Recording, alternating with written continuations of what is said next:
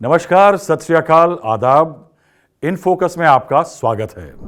एक कद्दावर महाराष्ट्र के सत्तारूढ़ दल शिवसेना के नेता, उनका बेटा मिल नहीं रहा था, फोन ऑफ था। नेता कमिश्नर के दफ्तर में कैंप लगा लेता है। पुलिस में किडनैपिंग की एफआईआर होती है। पुलिस महकमे में होश उड़ जाते हैं लोगों के। एड़ी चोटी का जोर लगाया जाता है। पता लगा लड़का चार्टर प्लेन से बैंकॉक के रास्ते में है। प्लेन अंडमान निकोबार के ऊपर उड़ान में है। भारत की एविएशन सिस्टम, पुणे पुलिस, देश की तमाम एजेंसियां, महाराष्ट्र मुख्यमंत्री, उप मुख्यमंत्री, केंद्र के मंत्री सब जुट जाते हैं। पायलट को एसओएस मैसेज मिलते हैं, लौट आओ। पायलट प्लेन घुमाता है। बेटा सनसनीखेज तरीके से पुणे लौटता है। राजनीतिक बवाल जारी है। जी हां, देश के नेताओं की वीवीआईपी कल्चर का यह एक और उदाहरण है, सामने आया है। क्या मामला है, आइए देखते हैं। आप जिसके साथ हैं, मैं हूं राहुल श्रीवास्तव। फरवरी 10 को पुणे के सिंघड़ रोड पुलिस स्टेशन में खलबली मच गई। ऊपर से नीचे तक पुलिस वाले पतलून ऊपर खींचकर हरकत में आ गए। एक शिक्षा संस्थान ने कंप्लेंट लिखाई थी, ऋतुराज सावंत नाम का शख्स किडनैप हो गया है। आम आदमी के बेटा होता तो पुलिस कहती देखेंगे, लड़का है, लौट आएगा। मगर ये महाराष्ट्र के सत्तारूढ़ दल शिवसेना के नेता का बेटा था। उसके पिता तानाजी सावंत उद्धव ठाकरे के खिलाफ बगावत कर एकनाथ शिंदे के साथ देने वाले पहले ओरिजिनल शिवसेना के विधायक थे। सावंत खुद पुणे कमिश्नर पुलिस के दफ्तर में धमक गए। मुख्यमंत्री देवेंद्र फडणवीस, उप मुख्यमंत्री एकनाथ शिंदे और केंद्र में सेना के जो मंत्री हैं उनको फोन खड़खड़ा दिए। पुलिस ने घोड़े खोल दिए। पुलिस के घोड़े दौड़े तो पता चला ऐसी चीज कि सब हैरत में आ गए। पता चला कि लड़का गायब नहीं है, चिलिंग के लिए बैंकॉक के हवाई रास्ते में है। फरवरी 9 को मिलियनेयर नाम की एविएशन कंपनी, जिसे बजाज एविएशन प्राइवेट लिमिटेड चलाती है, उसे एक बुकिंग मिली। पुणे से बैंकॉक जाना है। 70-75 लाख की पेमेंट होती है। पुणे से बैंकॉक वन वे ट्रिप की। फैल्कन 2000 LX जबरदस्त लग्जरी एविएशन जेट जो है एग्जीक्यूटिव्स के लिए, वो चार्टर होता है। एक बार देख लीजिए, यह है हवाई जहाज। इसका कॉल साइन है VTAYZ। यह है इसका इंटीरियर। कंपेयर करिए अपनी उन सभी फ्लाइट से या उड़ान से जिसमें आपके घुटने आगे वाली सीट से रगड़ते हैं और कोहनी बगल में बैठे सज्जन से रगड़ती है। अब हुआ क्या कि फरवरी 9 को जहाज की बुकिंग की गई, रिक्वेस्ट मिली। फरवरी 10 को 1 बजे पुणे बैंकॉक की फ्लाइट की परमिशन मिल गई। फरवरी 10 1:30 बजे फ्लाइंग शेड्यूल जो है वो कंफर्म हो गया कि भाई ये फ्लाइट शेड्यूल होगा, इतने बजे उड़ेगा, इतने बजे लैंड करेगा, यहां से जाएगा। पैसेंजर्स को बता दिया गया। फरवरी 10 को 1:30 बजे जहाज जो था आना था, ये मुंबई से पुणे पहुंच गया। 10 फरवरी 4:35 पे जहाज बैंकॉक के लिए रवाना हो गया। उड़ान की तारीख यानी 10 फरवरी 4:35। फ्लाइट बुक हुई थी 3 लोगों के लिए। ये देखिए, आपको दिखा रहे हैं हम फ्लाइट का मैनिफेस्ट। ये एक्सक्लूसिव है आपके लिए। इसमें फ्लाइट मैनिफेस्ट क्या होता है, जो प्लेन में जा रहे हैं लोग चार्टर फ्लाइट में, उन लोगों के नाम, जैसे आप इंडिगो की फ्लाइट में जाते हैं तो कौन कौन से पैसेंजर हैं उस फ्लाइट में, सबके नाम होते हैं, स्टाफ के नाम होते हैं, उसको फ्लाइट मैनिफेस्ट कहते हैं। तो ये देखिए सामने आपके नाम चल रहे हैं कि उस प्लेन में कौन कौन था। इसमें सबसे ऊपर है नेता के बेटे ऋषिराज सावंत का नाम और उसके 2 दोस्तों का नाम। ये आपको एक्सक्लूसिव खबर बता रहे हैं।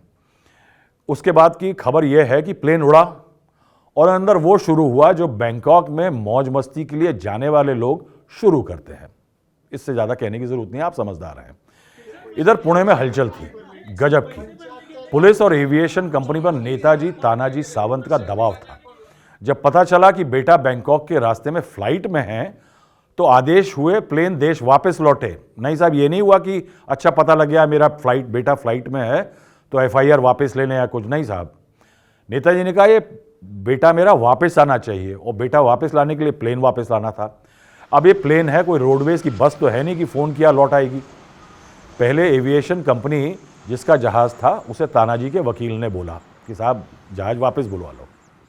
कंपनी नहीं मानी, क्योंकि साहब कानून कायदे से चलता है हवाई जहाज।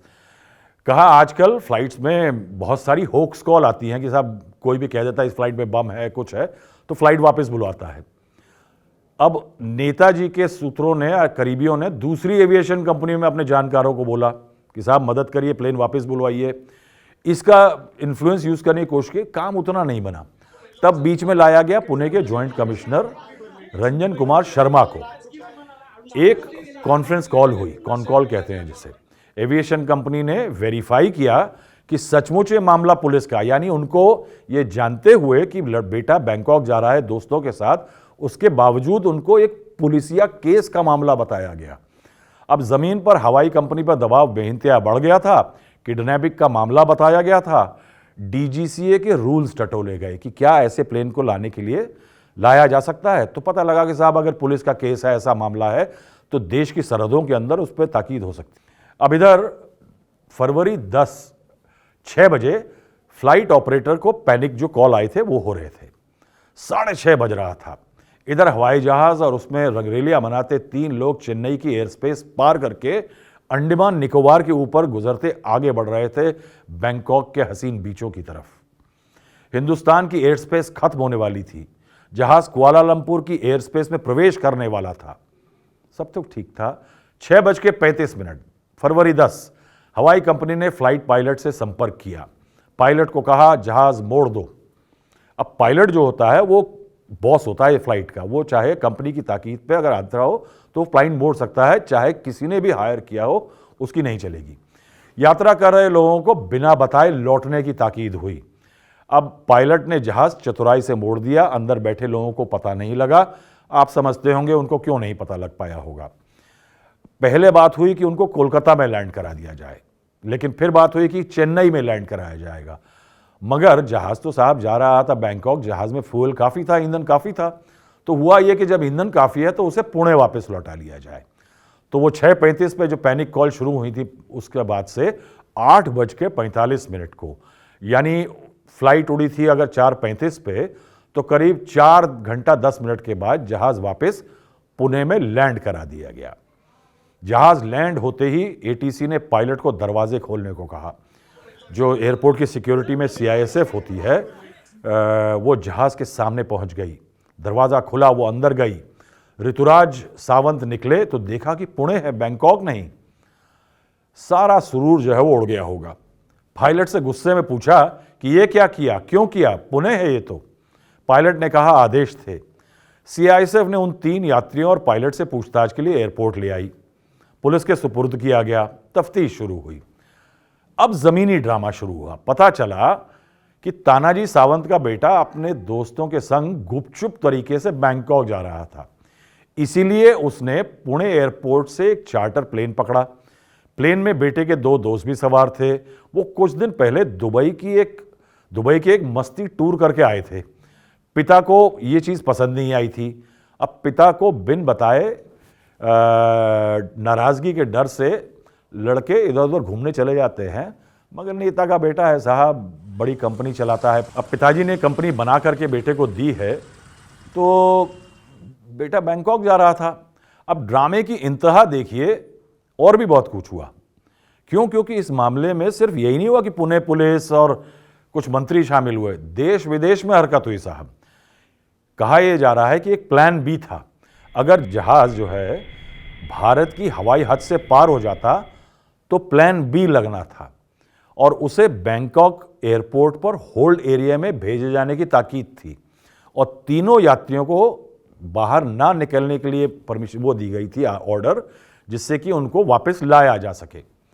हिंदुस्तानी एजेंसियों ने थाईलैंड की एजेंसियों से संपर्क करके किसी भी तरह ऋतुराज को देश वापस भेजने के लिए कहा था साहब। यानी इतना हो गया था कि तमाम एजेंसियां जो थी वो इस मामले में इन्वॉल्व हो गई थी। आज 4 बजे के आसपास कंट्रोल रूम में कॉल आया था कि जो राज्य के एक्स मिनिस्टर तानाजी सावंत साहब हैं, उनका लड़का को किसी अज्ञात लोगों ने किडनैप किया है। उसके बाद सारी यंत्रणा जो है सो इसके पीछे काम पे लगाई गई। ऐसी इन्फॉर्मेशन मिली कि वो लोग फ्लाइट से बैंकॉक के लिए निकले हैं। फिर बाकी जितनी भी डिपार्टमेंट हैं उनका कोऑर्डिनेशन होके फ्लाइट जो है सो पुणे एयरपोर्ट पे लैंड हुई है। अब शिवसेना नेता तानाजी सावंत के कद और रसूख से तो महाराष्ट्र में बच्चा बच्चा वाकिफ है।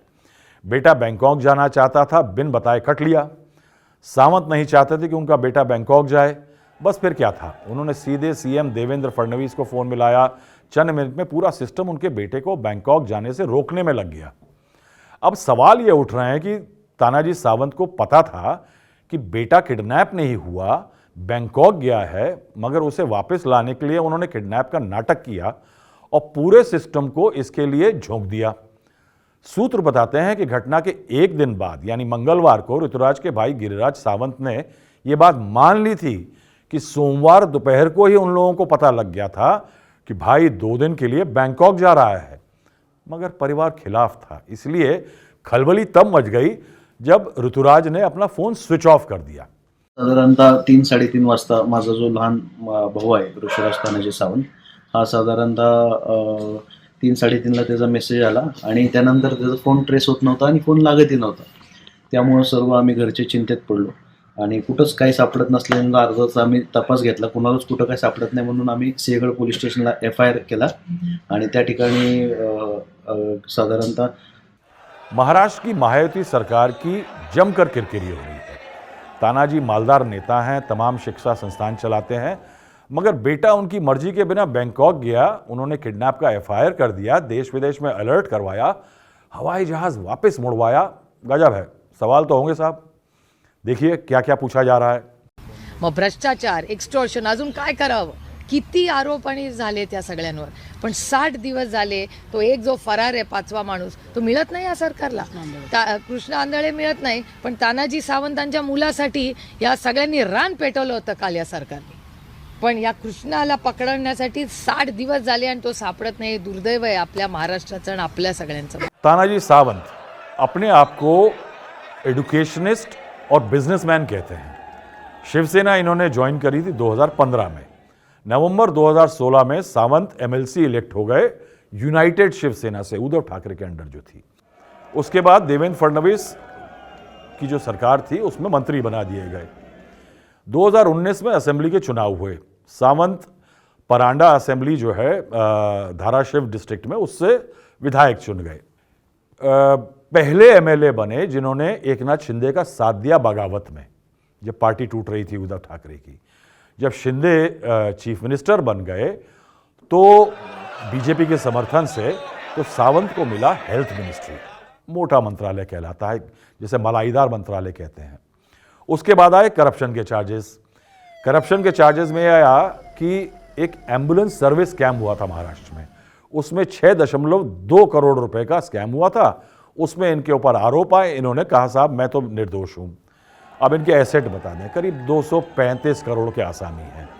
मल्टीपल एजुकेशनल इंस्टीट्यूट कंट्रोल करते हैं पुणे और पिंपरी चिंचवाड़ एरिया में। 1998 में JSPM engineering college Pimpri Chinchwad area में इन्होंने शुरू किया था। 6 ऐसे और कॉलेज हैं। बेटा इन्हीं ऋतुराज जो है वो उनमें से एक को चलाता है, डायरेक्टर वगैरह है। एक शुगर फैक्ट्री भी है उस्मानाबाद में इनकी। ये रियल एस्टेट में भी काफ़ी एक्टिव रहे हैं। कंट्रोवर्सी से थोड़ा सा इनका नाता बड़ी करीबी का है। अगस्त 2024 में इन्होंने किया इन्होंने महायुति सरकार या महायुति जो गठबंधन था उसके लिए बड़ा एम्बैरेसमेंट कर दिया। इन्होंने कहा कि NCP के नेता जो अजीत पवार हैं, जो कि उप मुख्यमंत्री थे एकनाथ शिंदे के नीचे, उनसे इनकी पटती नहीं है। तो इन्होंने क्या बोला कि अजीत पवार के बगल में मैं बैठ तो जाता हूं, मगर बाहर आकर के उल्टी करनी पड़ती है। वो एक बार वायरल भी हुए थे, राजनीति की नहीं क्रिकेट की पिच पर समर्थकों के बीच एग्जीबिशन मैच में बैटिंग कर रहे थे। देखिए साहब ये हुआ। तो साहब ये है इस देश के VIP कल्चर का एक और नमूना। यह है सत्ता का नशा। नेताओं के बेटे 70-75 लाख की वन वे जहाज की यात्रा से बैंकॉक में 2 दिन की ब्रेक के लिए जाते हैं। पिता को पसंद नहीं तो पिता उसे वापस बुलवा लेते हैं। अब नेता का बेटा है, पिता ने किडनैप की कंप्लेंट की। सूत्रों के मुताबिक ये फर्जी है। अब सवाल नेता से नहीं पुलिस से है। जब ये पता चल गया था कि किडनैप नहीं हुआ है, लड़का बैंकॉक चार्टर करके गया है, तो किस कानून के तहत हवाई जहाज को वापस बुलाया गया? अगर किडनैप का केस नहीं था तो देश विदेश की एजेंसी को क्यों इन्वॉल्व किया गया? क्या वजह थी कि सिर्फ यही थी कि नेता ने मन बना लिया था कि बेटा उसकी मर्जी के खिलाफ गया है तो सरकार पूरा जोर लगा करके उसे वापस ले आए। अब पुलिस क्या इस मामले में कार्रवाई करेगी? आपको क्या लगता है? कमेंट्स में बताइएगा। और ये भी बताइएगा कि अगर आमजन का कोई फर्जी एफआईआर लिखवाता है तो पुलिस और संस्थाएं कितनी मुस्तैदी से उसके खिलाफ क्या करती हैं। आज के लिए इतना ही। धन्यवाद।